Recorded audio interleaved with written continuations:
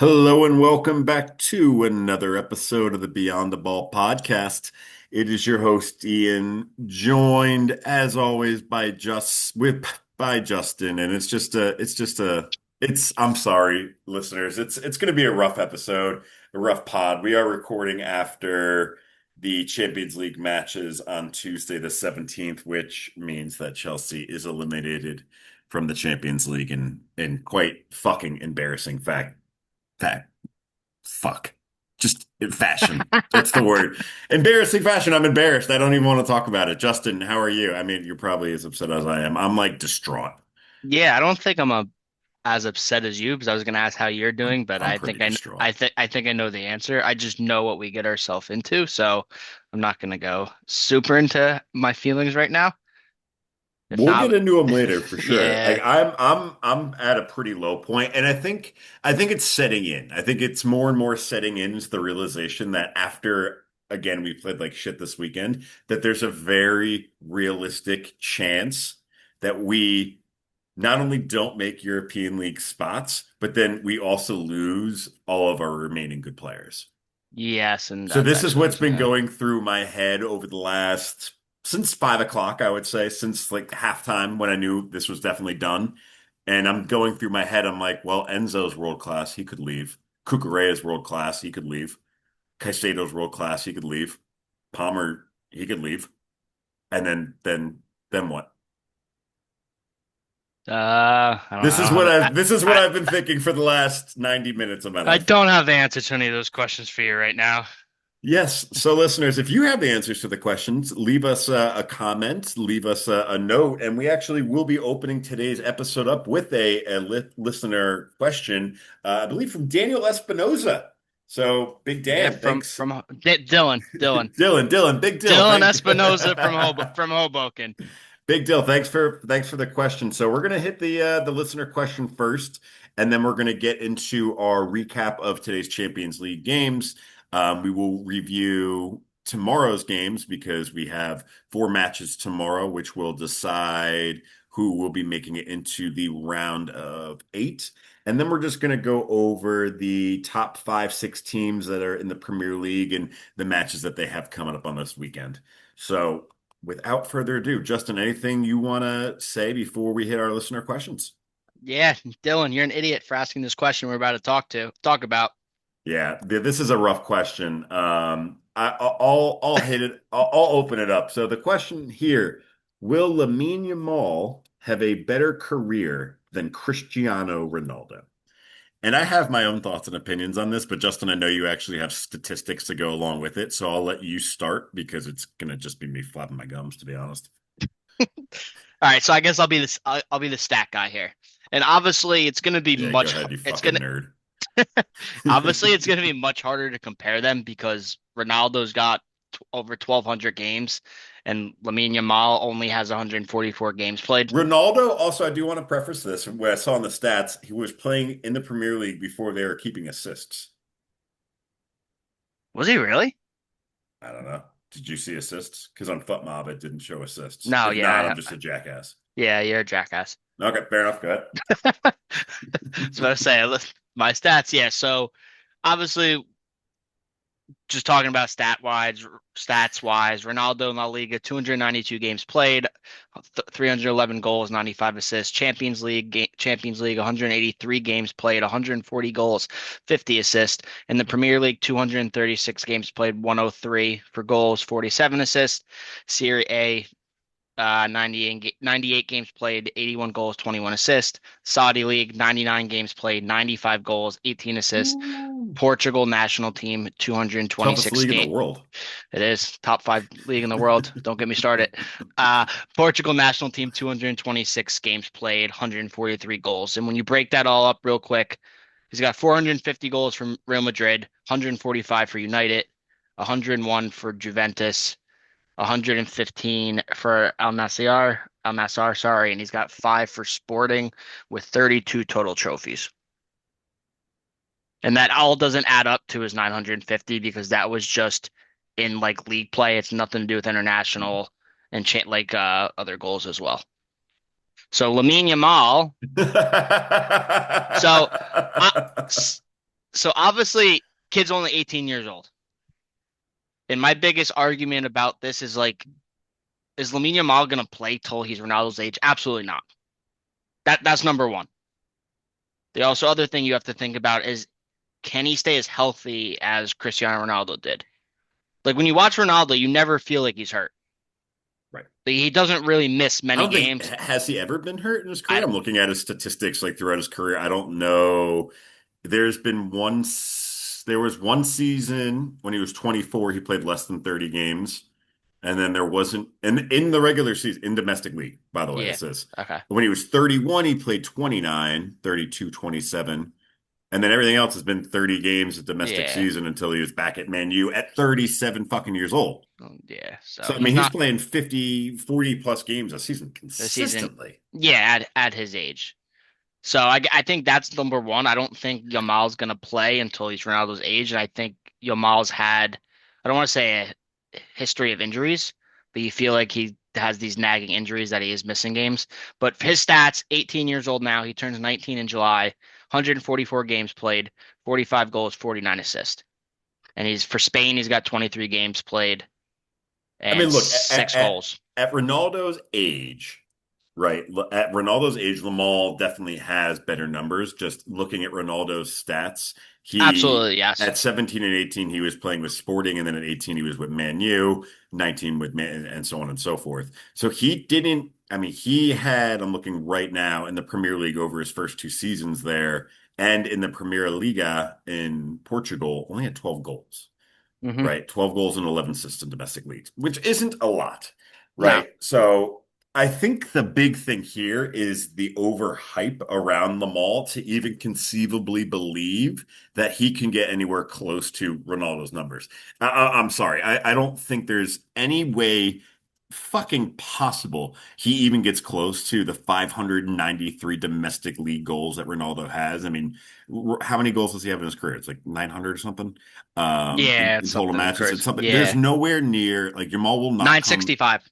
965, not even close, right? Yamal is not a goal scorer. He comes off the wing primarily. I think he's too thin. I don't think he'll ever be that middle of the box scorer like Ronaldo is, right? Ronaldo's like transformed his body into a weapon. Like he's a Yeah. big dude, right? He's a big, strong, muscular dude, and he's fast. Like that's when he was at his peak.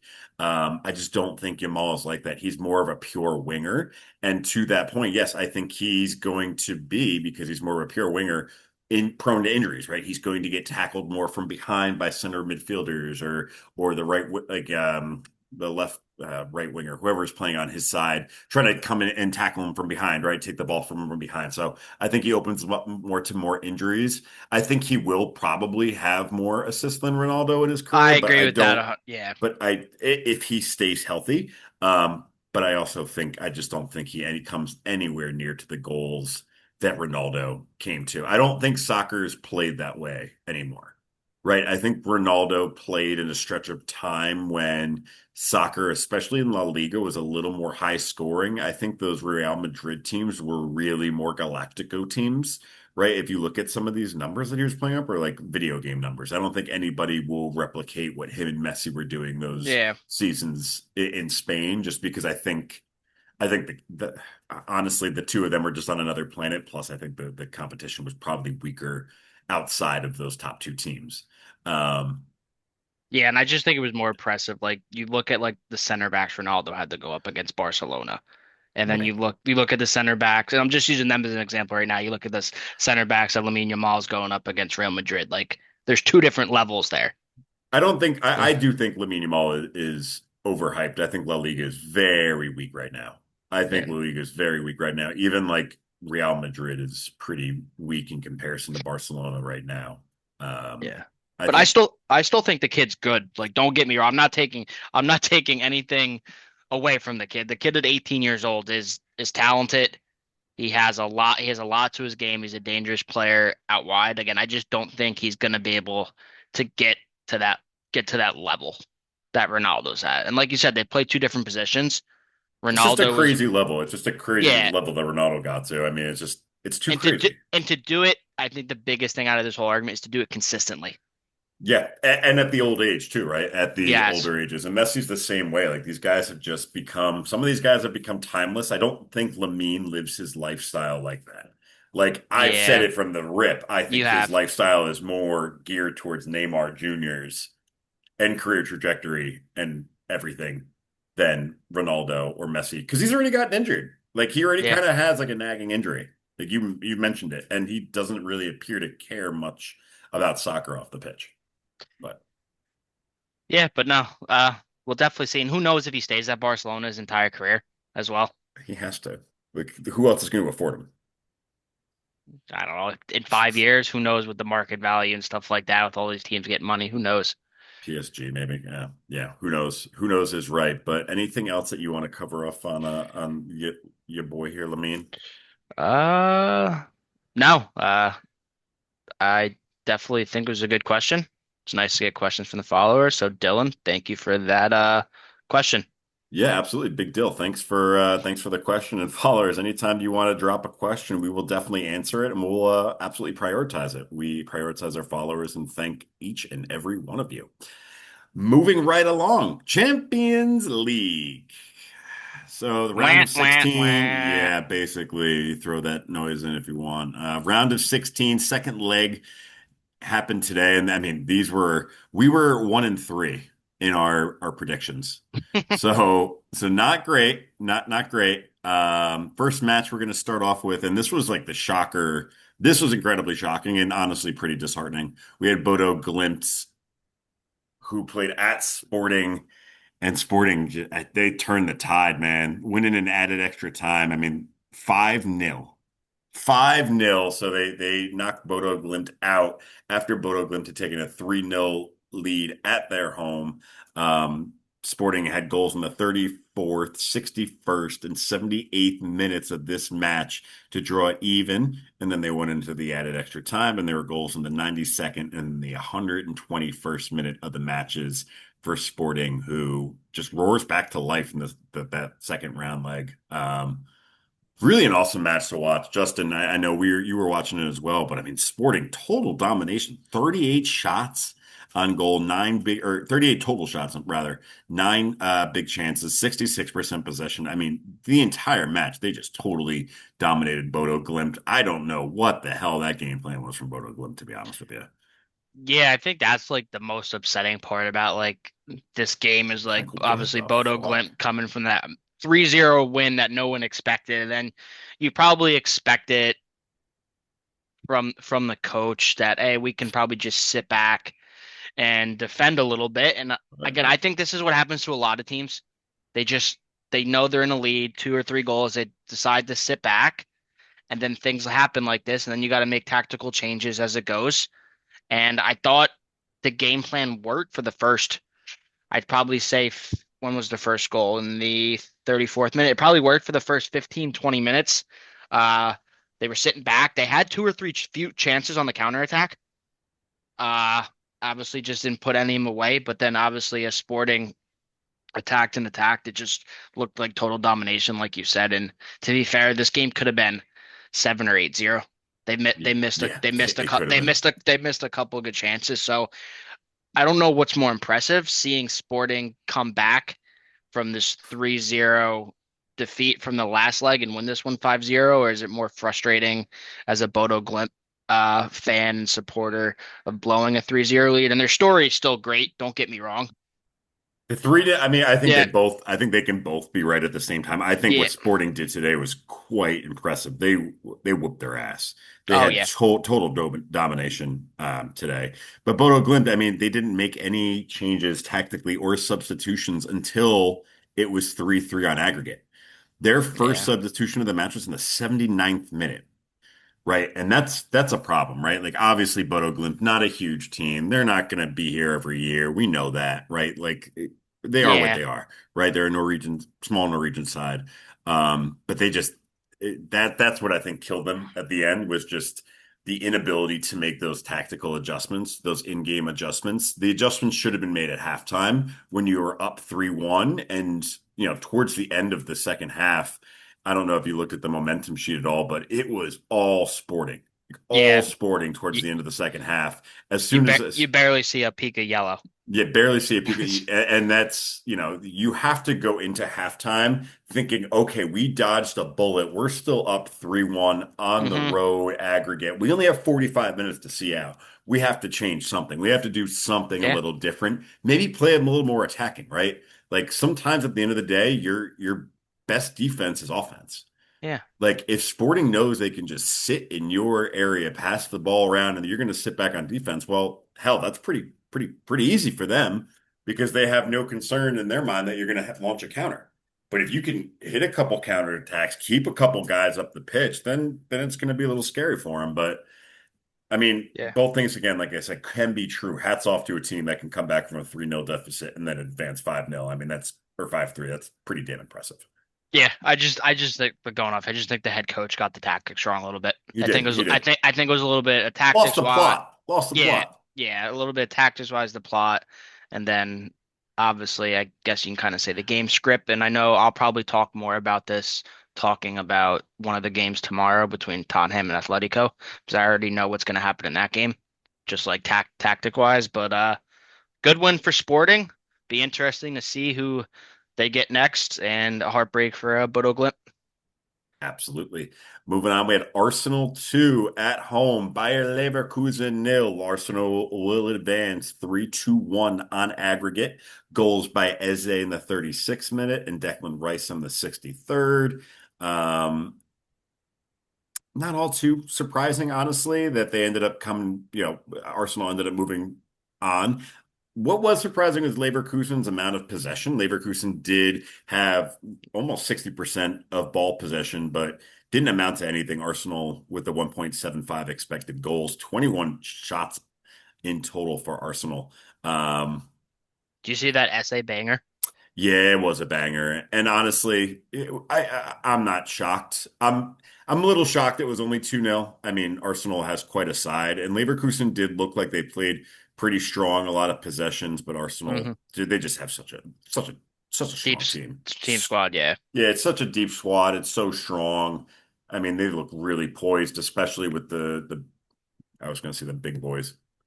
I don't know. Is Chelsea a big boy? I don't know. They're out. Well, Man City's out, right? So anyway, we'll get to them eventually. But yeah, I mean, Arsenal's looking more and more geared. Like I think they're Yep. gonna win it. They're making me sound like a dumbass every time I come on and talk crap about them that they're gonna bottle it and They they just just play such boring fucking I know. football, but they win. They win and again at the end of the day you're gonna get fans, non-Arsenal fans who hate it, but obviously Arsenal supporters and they don't care as long as they're winning. Right. But And I no, mean, it's very similar to, oh, I'm sorry to cut you no, off you're there, good. but You're good. You're good. it's very similar to how Chelsea, I mean, it's how we won under Mourinho, Yeah, right? Like people will, I mean, we did score 100 goals in one season. We did score a lot of goals, but we also parked the bus a lot. We did that not is concede true. a lot of goals. We played boring football. And when you're winning and you're winning silverware, they haven't won silverware yet. Arsenal fans, you fucks, if you're listening in. You haven't won shit yet. But if you do win, then you can't really knock a team for winning. Yeah, I don't know. I really don't have much more to say about them. I'm good Games, on them. I'm good on them. the They're legs were a boring. lot closer than I thought they were going to be, though. They were a lot closer than I thought they were going to be. I think Arsenal, for all of what they have, I think that was a lot closer, especially from Leverkusen. So, like I said, kudos to them. I mean, they have way more possession than I would even thought, considering Arsenal does like to pass the ball around in boring circles. But I think it's just where football's at right now. It's rather boring. If Arsenal ends Yeah, up winning, like Arsenal, which is conceivably the best team in the world right now, especially if they win the Champions League, like they play such a boring brand of football. Like that's what we have representing football right now is yeah, just like boring Arsenal corner kicks, pushing people in the box. Yeah. yeah. Because Arsenal will now get to play Sporting. Oh, good. That's a hard one. Yes, so Arsenal will get hopefully Sporting's coming off that momentum, and yeah, I don't know. I Yeah, don't that know the way they played, the way Sporting played in this in the second half, definitely like a different style to them that maybe could get Jokerous. could cause some issues to that back line. Jokerous revenge. Joker, the return of the Joker. I didn't think about that. Holy shit, the return of the Joker. That's Well, got to be a I storyline. I hope he's actually a Joker in that game. I honestly, I hope he scores like 3 goals because that Sporting fucking manager like didn't want to get rid of him. Remember that? Yeah, That was like a yeah, whole it's thing. true. Yeah. All right. Enough of Arsenal. Moving along. I could talk about this one all day. Man City 1, Real Madrid 2. Madrid, Madrid, Madrid, a la Madrid, nada más. Real Madrid advancing 5-1. Stunning fashion. Whooping that ass, whooping Pep's ass at the Etihad. We had an early red card from Bernardo Silva. I can't stand him. Couldn't have happened to a better guy. Vinny converts the penalty. Could have done without the celebration with the crying. Didn't really need to see it because he's He's a crybaby out of yeah, everybody. come on, like let's come on. But then we had Erling Haaland had a goal in the 45th, 41st minute rather to make it 1-1 for 1-4 in aggregate, but nothing really doing in the second half. Vinny finished it up in the 93rd minute there to make it 5-1 Real Madrid on aggregate, and they will advance. I am shocked. Just absolutely Yeah. shocked. Has played like shit recently, but they got whooped up and down the pitch by a Real Madrid team without Kylian Mbappe. hmm I am just stunned at this result. Stunned. No, yeah, I agree with you. And I think when we went over our predictions, I thought this was like one of the most obvious games that I picked in a Yeah. big blowout for Man City and Real against Real Madrid. Obviously, did not, like I said, I did not see this coming. I did not see an aggregate of 5-1 coming. No. More especially from the last leg. But obviously, I feel like Man City played better with a man down. If we're actually being on, if we're They being on did. it, They did not look good with yeah, 11 men on the field. But we're again, Pep got it wrong again. yeah. But like you said, 22 to 14 on total shots for Man City. Out edged them by one shots on target. But yeah, Man City, like you said, Man City is. If you asked me like 2 or 3 weeks ago, I thought they were back in the title race for Arsenal. They were going to push them. I thought they were playing really good football. Pep had them going. Their rotation wasn't bad. They were getting people off the bench and back and forth. The last 2 weeks, they're just what they tied West Ham last weekend. I have their team form. They got West Ham 1-1. They had their loss to Real Madrid. They beat Newcastle 3-1. They drew to Nottingham. Then they beat Leeds 1-0. Yeah, so Not they're a great run for a team no, that's not at a all. billion pounds. Yeah, so like I And said, I think Pep got it wrong, and I think he overcoaches. He overcoaches. This team is so good. It's so good. He just overcoaches the hell out of them. It doesn't look enjoyable to watch this. It hasn't looked enjoyable to watch this City team play in a long time. It really has not. It's become so mechanical and so focused on like him controlling every aspect of it because he just wants to win. Like he doesn't care if it's 1-0 and they keep the ball for 85% of the time. Like hmm he really has really gotten into this I don't care about how my football looks. I just want to win. And not only does it look like shit, he's not winning either. Right? Like his whole game of let me strangle the hell out of the ball. But now you're just getting beat on counters because you got 9 guys. It's the same thing that Chelsea do. You got 9 guys in the fucking box, and you only got one guy back on defense, and you're losing it on counters. And instead of going for goals, they're passing the ball around. It's very tough to watch a Man City team right now. It's very tough to watch a Pep coach team. It's so boring. And they got whooped. Real Madrid looked from the rip like they wanted to score goals, and they did. They went out and executed first round, and then this round, this leg was no different. no, yeah, I don't have I think much else to say to it. Just shocking me. I guess the biggest thing is I did see Courtois got hurt. I don't know if you saw that. He left the game at half. Courtois, Yeah, I don't know what it was. Obviously, I was watching the shit show. Uh, so yeah. obviously something to monitor with. But if Real Madrid's gonna play like how they just did the last 2 legs, and then get Mbappe back, Well, yeah, Mbappe uh, did come back. He came in the oh, did he? 69th minute. Yeah, he So had a then, yellow card in the 76th. That was pretty cool. no. Uh, so yeah, could be looking at them versus a Bayern matchup, That could be a good right? matchup. Yeah, I mean, Yeah, Real bottom left. Madrid, Yeah. I don't know if they'll be able to do it. Barcelona looks pretty good in La Liga right now, and there's a 4-point gap, but if they can get hot right now, Yeah, it's all about getting hot at the right time in a tournament exactly. format. Um, who knows? I mean, that's a big knocking off City for them is huge.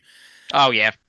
Huge, huge, huge, huge. Okay, moving forward, and I don't want to spend too much time on it, but we probably are going to spend a good chunk of time. Chelsea nil, PSG three. Chelsea knocked out of the Champions League in an embarrassing. I mean, two goals for Chelsea, eight for PSG on aggregate. That's just fucking embarrassing. Vardasquela, goal in the 6th minute right away. And I was just like, shit. And then Barcola, goal in the 15th minute, 2-0, just running through our back line. And then the substitute Mayolu comes in, I believe in like the 60th minute. Came in the 46th minute rather, and then scored in the 62nd minute. So just Chelsea looked horrific. PSG had less ball, but no, I'm sorry. PSG had more possession, which is embarrassing for Chelsea. PSG had less shots on target. Chelsea had more, but again, no goals for Chelsea. PSG's keeper had a good game. I mean, Justin, what do you think? I don't want to keep throw stats here. Give me your reaction. What do you think the first thing I'm gonna say? Do you know what I always say about them? What The back changed? line, back Yep, line. the fucking back line changed again. What are we fucking doing? It's just so frustrating. And I know Fofana was hurt. I Cucurella, I have no problem with his left back. He's one of our only left backs besides Hato. And then obviously you have Gusto at right back, which I have no problem with that, especially with Reece James, which makes this even worse. We know he's going to be missing for the next 2 months. And then we go with Chalobah, who I think he sucks. I'm sorry. They all suck. They I all think suck in the I back think he line. is our best center back, but I just think recently he's been ass. But then you start Sar. First Champions League match. And by the way, they had a Chalobah starting at right back, if you saw that. And after the first goal they conceded, they put him back at center back and they moved it was someone else out wide. I don't know whoever it was, but Hato, so probably. yeah, it was whatever the hell it was. First goal is inexcusable. It's Yep. Ian, I know you don't play much soccer. I bet you can at least touch the ball forward and not put it behind you there. Yep. And then the second goal just lost the ball in the midfield. I don't even Mhm. think I watched the third goal. I think I turned it off by then. But this team is just it's gonna go downhill very, very fast. It's already started the downhill fast. Like And it's yeah, already started the collapse off a cliff. And for listeners, we're not just blowing this out of proportion. If we look at Chelsea's form in the last 6 matches now, there's four losses, 2 wins. One of those wins is against Wrexham, and the other one against Villa. We've lost to Arsenal, we've lost to PSG twice, and we've also lost to Newcastle. It looks bad. It looks bad. It looks like we're not scoring. The defense has just looked atrocious. It looks like anybody can do whatever they want against it. I don't know what the identity of this team is anymore at this point. I don't. I struggle to what are we? yeah, I We're can't we're a fit. middling team at this point. Like we don't have scoring options. If Cole Palmer isn't scoring, we are fucked. If Cole Palmer is not scoring goals, we're fucked. I'd say him and Joe Pedro. Because Joe Pedro's been good for us recently. So if one of the so if either of it right, but then there's nobody. So outside of those two, there's nobody that can score. We got Liam Delap, who has what, one goal in his Chelsea career. Nobody else. No one scoring. Enzo had goals in the beginning of the season. He hasn't contributed. Neto never contributes with goals. Caicedo never really picks in with goals. Andre Santos, what does he bring value wise to the team? It's so damn 1.2 billion pounds. It's really hard to continue to swallow like, oh, it's a project. They're young. Newsflash, they're not fucking young anymore, these players. No, They're not. we They're can't keep using that as 24, 25. Yeah, each year we keep saying, oh, they're that young. excuse. Yep. It's been 3.5 years of this project now. This 3.5, 4 year, almost 4 years of this bully project where we brought in Cucurella, we brought Caicedo in. Like, they've been here a while now. If they haven't figured it out yet, then they're not going to figure it out. And you have to understand that you 1.2 billion pounds has gone out the window. You put together a squad that is not capable of winning consistent, meaningful silverware. We we won a third rate European competition, which I would hardly call as meaningful silverware for a team that spent 1.2 billion pounds. And then we won the Club World Cup, which, give it its due. I mean, there were some good squads in there, but that's not the Champions League. That's not the Premier League. That's not even the bloody fucking FA Cup, for Christ's sake. The Carabao Cup. I mean, we're talking about Chelsea Football Club and 1.2 billion pounds, and just it's very disheartening. And it looked like they gave up. And I said it to you, and I really do hold this pretty pretty tight to myself. They had no yellow cards. For a team that's as penalized as they are for their aggression and their effort, them having no yellow cards today, you know what it told me? Didn't give a shit. Yeah, no, I Just can got agree. just got their weekly fucking paycheck. Didn't give a shit. And that's what it looked like. And that's what it's been looking like. It's really what it's been looking like the last few matches is they just don't give a shit. Like Rosinia has totally lost the locker room. Like he's totally lost the locker room. The locker room is gone. They are not playing for him anymore. Yeah, And his tactics are not working anymore. no, He's lost. I think he's lost the plot already. I think he's lost it already because they're not playing for him. I just think it's a mix of so many things, and I really do. I don't know it for sure because obviously we don't know the details. This is an ownership issue. I think I it is too. I don't think Liam, I don't think Enzo had any say in the lineup that they were able to pick. I think it goes to ownership and they want to put out certain lineups and certain players in a specific way. And this is just my opinion. I can be completely wrong. They've done it before. I'd be Yeah, shocked.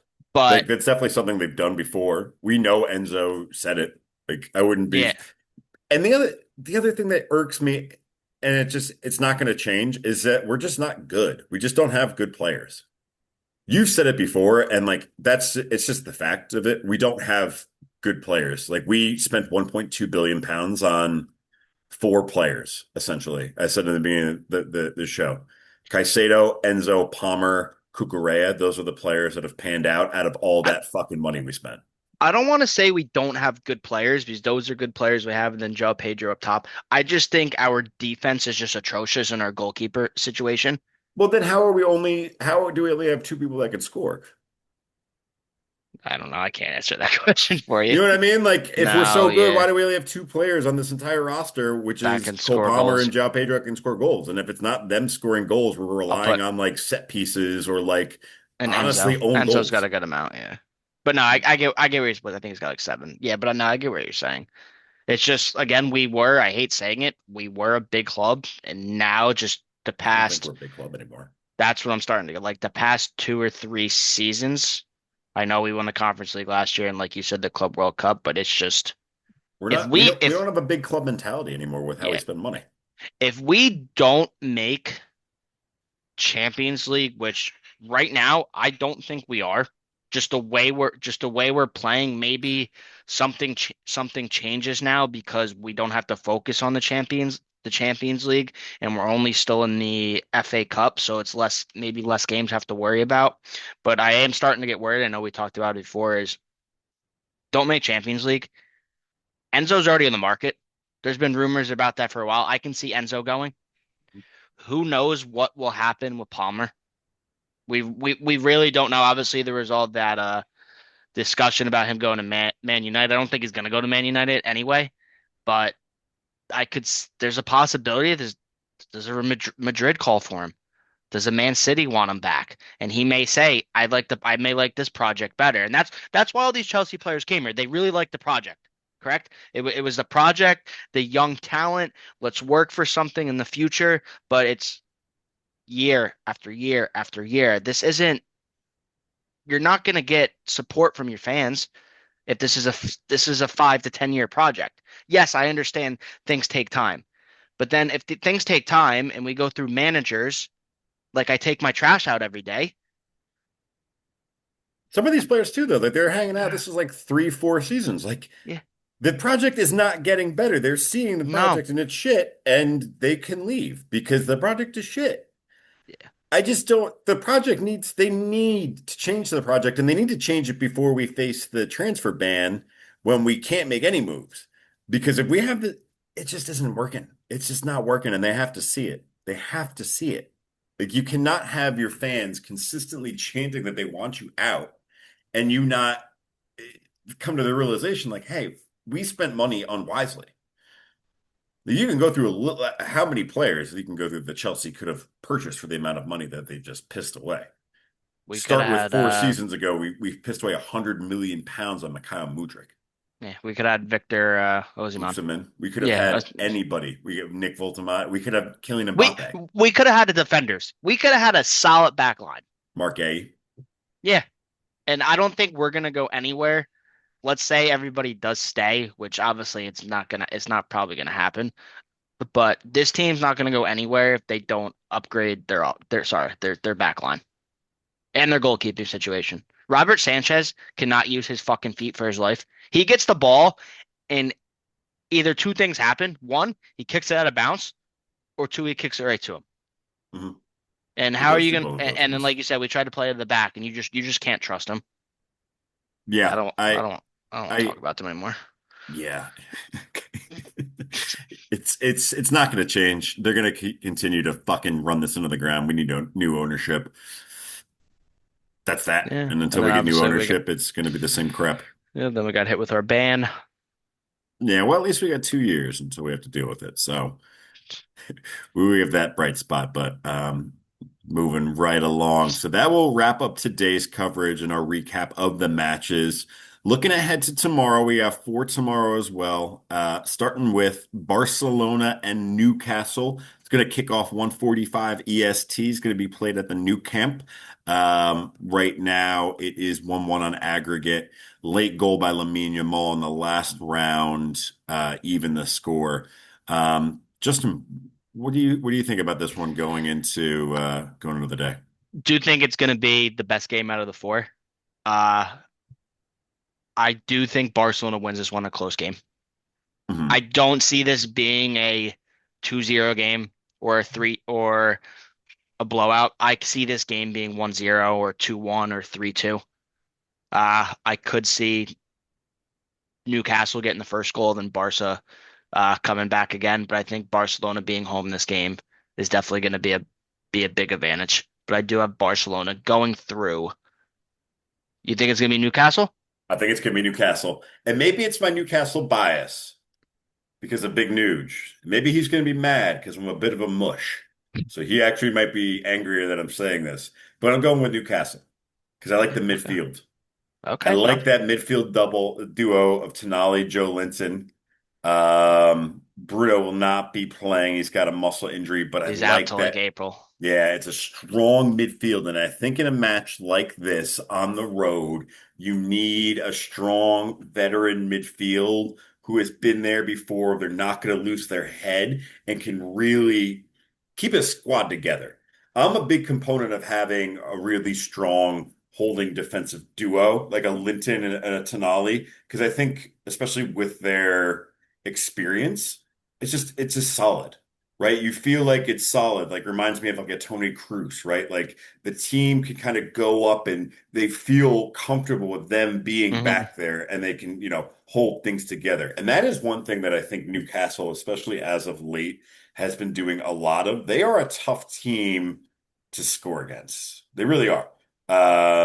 Yeah, Chelsea, the last match, held them to a draw. Barcelona was to 1 goal. City did score 3. Before that, Man U was held to 1. So they do put up a pretty good fight on defense. And if they can exploit that high line and get Gordon behind, once or twice,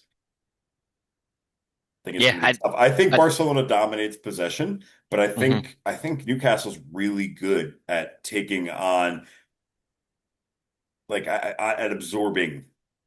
You know what I mean? I think Lewis Hall too at the back. If you want to talk about a good back four, I think that back four of Chow, Trippier, Dan Burn, and Lewis Hall is very solid, experienced. They play together with each other a lot. Like, I think there's a lot to say to that, especially in these matches, these big matches away from home. I think there's a lot to say to that.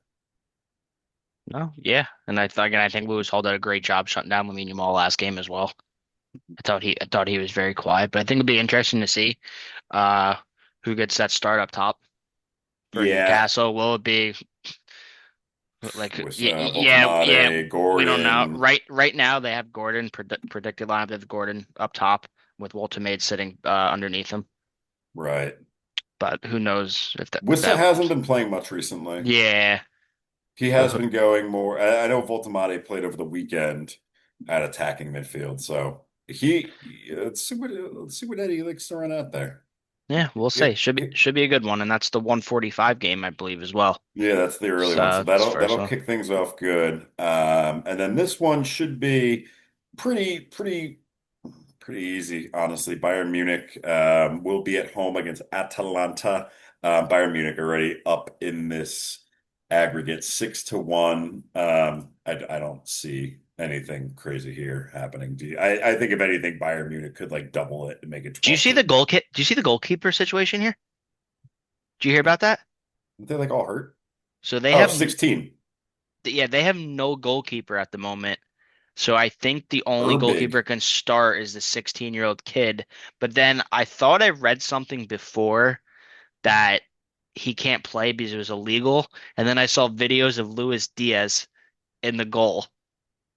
So I don't want you to quote me on the legal thing with him not being able to play because I did see something about the 16-year-old and I didn't really read into it, so it could not be true. But I don't think it's going to be a problem. You can probably put a 15-year-old there or 10-year-old. I Yeah. still think Bayern would win.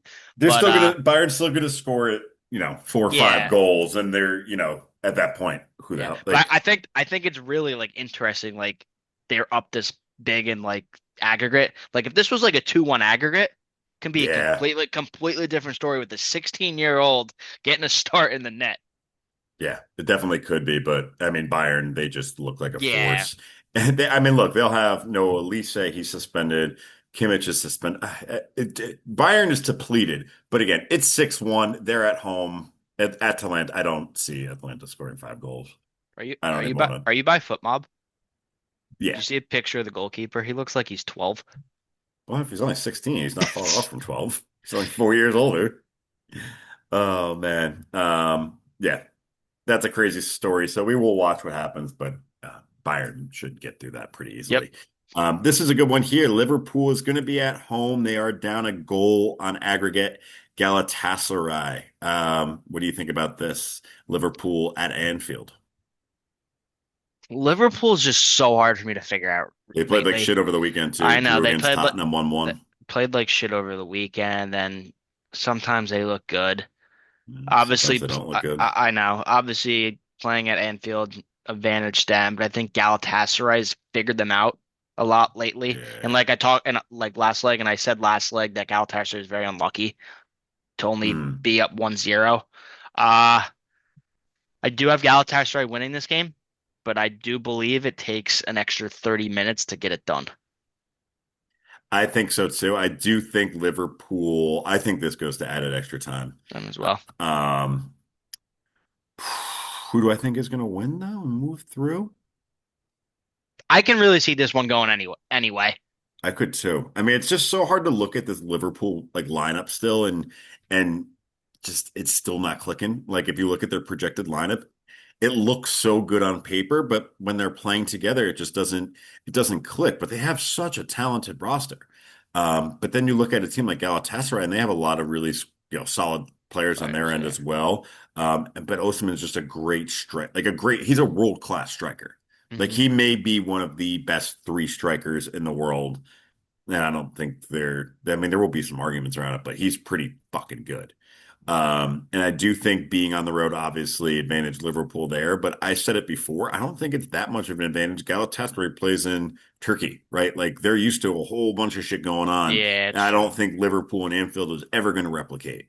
So even though they're at home when a lot of that shit's going on, when they play Fenerbahce, that's equally as nuts. And Fenerbahce is not a home game for them, right? So they face really hostile environments over there in Turkey. So I don't think they'll be afraid by Liverpool's environment. Um, I Yeah, I I'm do gonna think go that with Liverpool. we're gonna go Liverpool. I think Liverpool has too much talent. I think they have too much talent in two legs. Yeah, I think it's like 2-1. I do think this first goal is important. I do too. I think if I Galatasaray scores first, that's a different. Yes, and that sounds like it sounds like common sense, but I think if Galatasaray gets that first goal, doesn't matter what minute it is, can silence the crowd. But I think if Liverpool gets that first one, that crowd's going to be going. They're going to be supporting them. The only thing I am worried about is Galatasaray is missing David Sanchez in the middle of the field. Got a yellow last game, so he got suspended. So that's a huge miss in the midfield. But again, I do see this game being 2-1, 2-1, 1-0, something like that. It's going to be another good game. Yeah, yeah, I agree. Next match that we have on the docket, and the last one that we have, ooh, Tottenham Hotspur at home against Atletico Madrid. Atletico Madrid turned them over in the first leg 5-2, but I mean, I can't say too much. Chelsea just got fucking embarrassed. So I'm honestly gonna hold it in. I think Atletico make it through. I think Tottenham's looked like shit, and they could get relegated. That's all I have to say about it. And honestly, if you look at Tottenham, who they have out, it's like everybody and their mother. Christian Yeah. Romero, Conor Gallagher, Basuma, Udogie, Bergval, James Madison, Kulusevski, Ben Davies, Yao Polina, Rodrigo Jesus. Betancourt, Mohamed Kudus, and Richarlison. Richarlison suspended with the red cards. Madrid has nobody out. Jan Oblak. Yeah, I mean, Yeah, Tottenham's it's depleted and they're crap anyway. yeah, I don't have much. The one thing I do think, and this is what brought my point, I do think Diego Simeone's gonna sit back. Which I'm hoping it doesn't happen what happened to Sporting and Bodo Glimt today. But again, I Yeah, I still agree because Diego Simeone is dumb enough to let that happen too. yeah, exactly. But Just he's a dumb s- enough fucking coach. If there's a coach in here that thinks he could sit back and with a thumb up his ass and not have to do anything, it's him. Like I agree with that. yeah, and it's just tactics wise, just I understand. Because Just because go and play the game. yeah. If they score two in the first 60 minutes and then you maybe want to sit back, I don't care. Then sit back the last 30 minutes. Don't sit back the whole 90 minutes and just let Tottenham have possession. And this is just any coach. This is how I feel. Hmm? And just sit back and let them have all the possession. And all it takes is a Three shots. yeah, three shots, a mental breakdown, a handball that Sporting got today, something like that, and then you ruin it. And then what you have to do is you have to make substitutions if you Hmm. have any left by this time. If Yeah. not, then you're screwed. Then you have to play a whole different style. But yeah, I really don't have much to say. Atletico Madrid should go through here, but something Yeah. does worry me a little bit here. Yeah, no, but I think going back to that sporting game, that's a good point. Like three goals, if you think about it, it's three goals. Three goals is a lot, but it's still a full match. Yeah, Like it's not three goals with 30 minutes left. Like it's three goals with oh no, I'm watching a news article right now on Talk Sport. Will Enzo Fernandez leave Chelsea?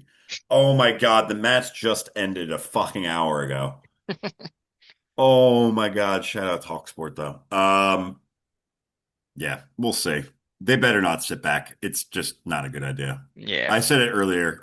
Sometimes the best defense is a good offense because it good prohibits the other point. team from scoring. And if you score a goal or two, again, it puts the pressure back on them. They got to score more.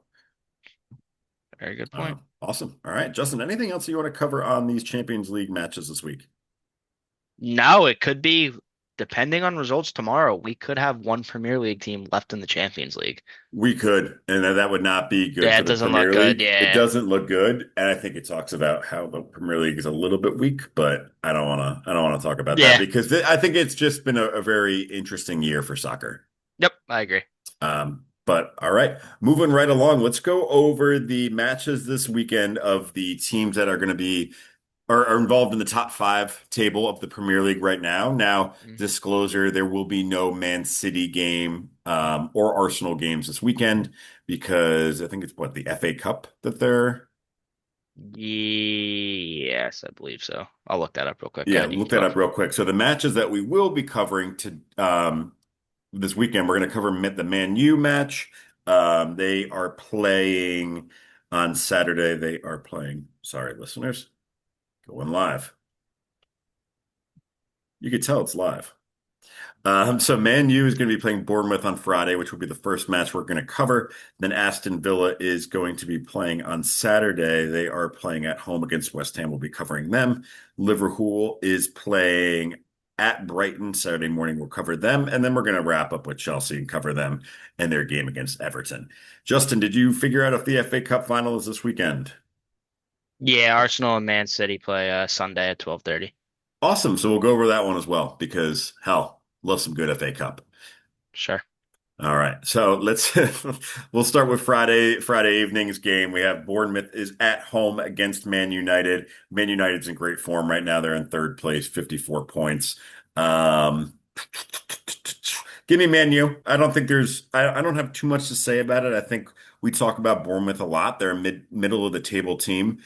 They do give up a lot of goals. They have allowed Yeah, 46 goals this season. Man United has scored 54, third most in the Prem. So I I think Man U wins this one. And I do think Man U probably scores a pretty good chunk of goals. pretty good amount. Yeah. Again, I've had probably nothing but good to say about Man United. Probably a lot, Playing great right now. probably the last month, and again, really good form.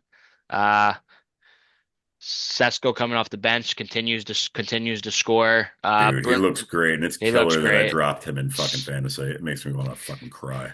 Bruno Fernandes has been playing Is he great. the best player in the Prem this season? So this is I don't want to get into this big argument because if you look at his stats, he's got whatever his assists are. 7 goals and 16 assists this season in the Premier Okay, League in 27 matches. 12 of those assists are corner kicks. Really? So how do That's you more impressive. I That's more know. impressive. So how do you give and again, we're not going to go deep into this. This is just what I read. I'm not voting on a player of this. I'll go into it. I didn't know he had 12 off corner kicks. That makes him my player of the season. That's impressive. That's fucking impressive. I'm going to disagree with you 100%. And I'm not It's saying David Beckham-esque, man. That's shut up. fucking sick. I'm not saying I love old school football. Give me a good ball to the back. Hey, how you doing? Give me I'm six. I'm not saying he shouldn't win player of the year because we still have what 10 games left in the season. There's still plenty to play for. It's And I'm like not ta- five more corner kicks. It's great. and I'm not taking credit for him. I believe that number is 12. It may be 11, but still I If think it it's is like not 12 and it ends up being like three, and someone's like, wow, fucking Justin. no. But like yes, he's got to deliver the ball, but he just got to deliver the ball. Everyone else is doing everything else. But I still think he's been a top 3 player in the league this year. Without Bruno and Man United. 11. 11 Oh, assists. so I was right. Okay. Without Bruno and Man United, they're a bottom club team. Yeah. I'm not saying like bottom 3, sorry, second half of the table. And it's going to be But really you could say that about any central attacking midfielder on a good team. Like I said, a good Arsenal. midfielder glue. Arsenal? No, I don't think it changes them. It does. I mean, they have Martin Odegaard. Whoever is playing in midfield is good for them. Martin Odegaard sucks. Oh, bro, come on. All right, but yeah, no. Again, it's hard to go against Man United right now. So I think Man United wins this one a little comfortably. All right, fine. Yeah, no, I agree. Man United wins this one comfortably. Next one that we're going to take a look at, Aston Villa. Sunday morning is going to be at home against West Ham, and Aston Villa they are a team not in good form. They have lost their last three Premier League games this season. Um, they only scored 40 goals in 30 matches. That's not very good. And West Ham is a team that they've looked sneaky good, and I think they're going to climb out of the table this weekend. Give me not only West Ham to draw, give me West Ham to beat Villa because Villa has also got some injuries on their side. They have no Buendia, Cash, or Tillemans all out. Kamara will be out until June as well. So they haven't looked great. I do know that McGinn is back, which is obviously going to be a boost for them, but they have not looked good recently. Yeah. Again, I think West Ham's form has been much improved. Three draws, one win, and a loss. Yeah. The last five. Uh, but something just gives me a feeling that I think uh Villa are going to win this one. They are unbeaten seven straight meetings with West Ham. Uh, Okay. but yeah, I can see like a 2-1, 2-1 Villa win here. Obviously, for top five purposes, going to be rooting for West Ham here. Uh, Yeah. Oh yeah. but yeah, but I'm I rooting for them for bottom four places too. I mean, if they win, yeah, would put Tottenham in a tie yeah, for the bottom. that's true. But I will be taking Villa here in the pick 'em. I'm taking West Ham because I have to. I mean, I have to pick against the green anyway in the pick 'em. I'm a little bit behind, but so yeah, West Ham is going to be my pick. Saturday morning, we got Liverpool. They are going to be hitting. They're going down to Falmer, East Sussex, to play Brighton Hove Albion on the water at Amex Stadium.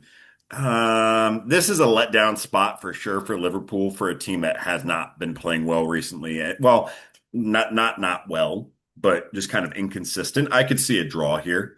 Brighton, a team middle of the table, they're sitting 12th right now, but just one of those teams that they could either come and play a solid defensive match or they could come out and score a few goals. They did lose to Liverpool already this season 3-0.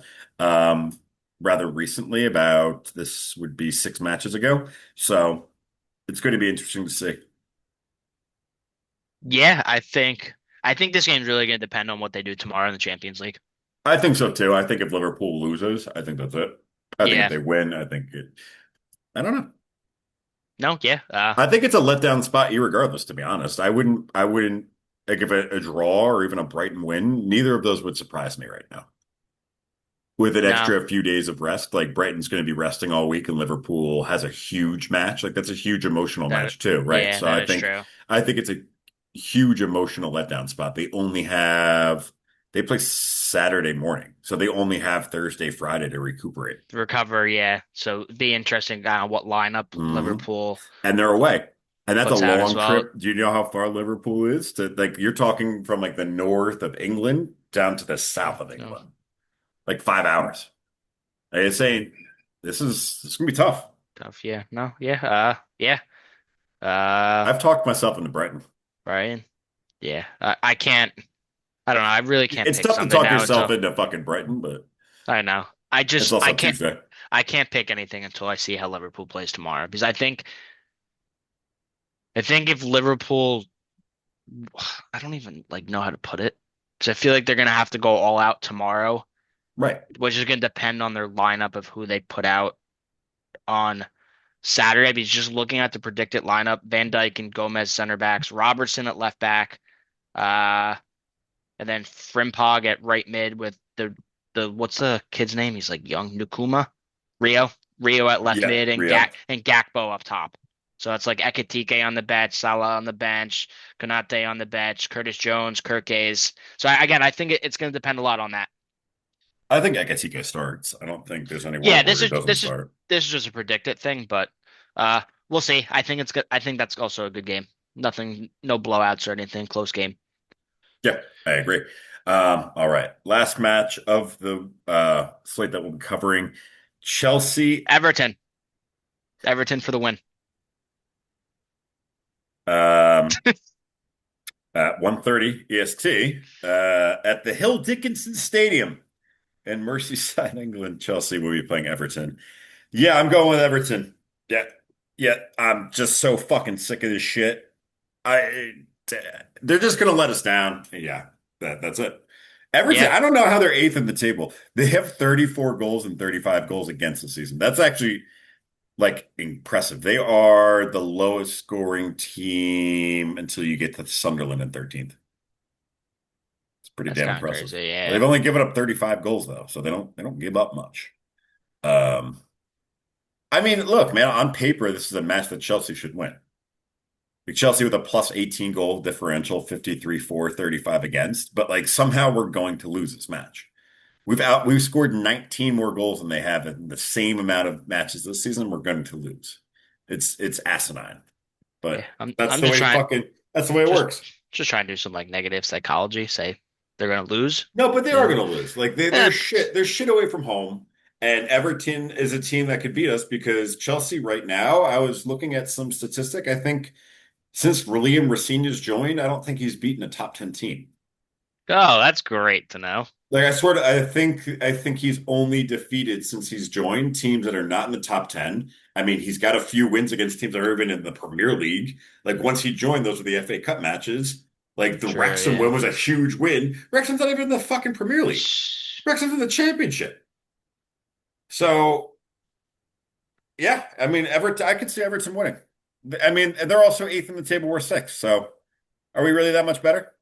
No, we're not. That's the fucking answer. Nah, but they do lose. I may just be done with watching them for the season. Well, but I don't know. Just get ready. At least it's on USA, so it's gonna be tough to watch. Nah, it's on NBC, isn't it? Um, Telemundo, NBC Universo, USA 4K, or USA Network. USA, yeah, it's the afternoon game, so Yeah, yeah. so I can't fucking watch it anyway. Or if I watch it, it's gonna be without sound, so at least I won't have to listen. But Yeah, there you go. I would like to hear like the fuck off Ekbali. You're not wanted here. I do like that one. All right, my neighbors are gonna yell at me soon. Thankfully, that is the last topic of the pod. Justin, anything you want to leave our listeners with tonight? Anything you want to leave anybody with? Yeah, thanks for listening to us rant a lot. At least you guys all know when Chelsea sucks, you know you're gonna get probably a better show from us Yeah. because you get more of some aggravation from all of us. But we appreciate you guys listening in today, and remember to send us some questions. Yeah, absolutely, listeners. Thank you again, as always, for tuning in. If you haven't already, follow us on Spotify, like and leave 5-star review, please and thank you. And yeah, leave your comments, any questions you have, and the team will answer it in the next podcast episode. And you can also catch us on Instagram at beyond_a_ball_. From all of us over here at the Beyond a Ball podcast. Until next time.